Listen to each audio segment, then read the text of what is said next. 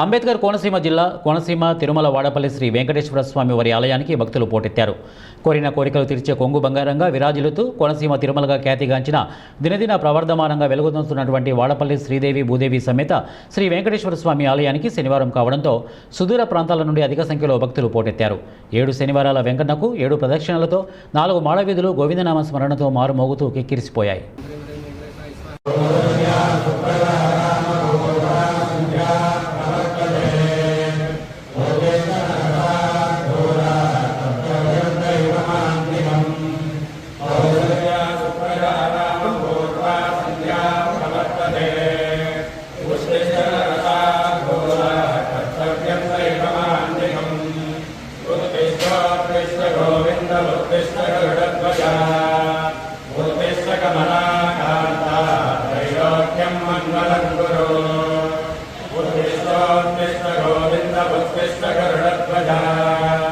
उत्तिष्ठ कमलाकान्ता त्रैलोक्यं मङ्गलं